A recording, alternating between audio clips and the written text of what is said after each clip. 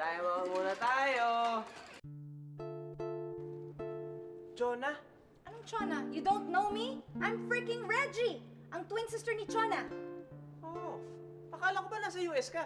Oo nga, pero nandito ako nagbabakasyon tsaka para madalaw ko yung mga pamangkin ko. Is that bad?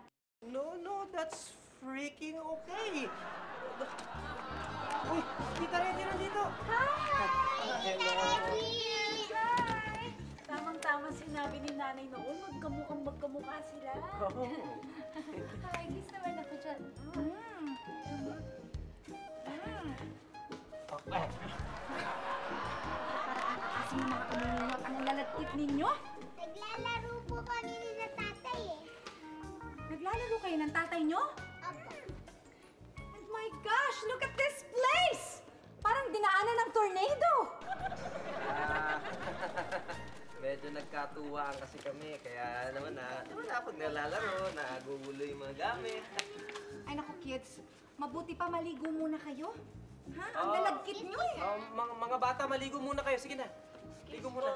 Oo. Sige, bye-bye. Reggie po mo.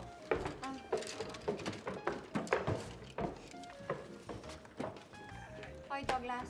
Ah. At sino naman yan? Ako po si Sam. Sam. Kanino kang anak? Kay Tatay Douglas po. Anak? Wala.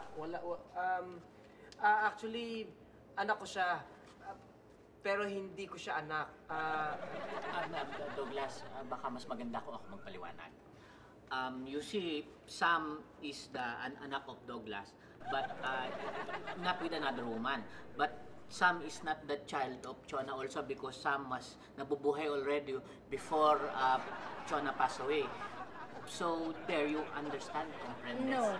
Kuya, lalo mong ginugulo eh. Bale si Sam, inampun ko siya. At nag-ampun ka pa? My gosh! You must be really rich already, huh?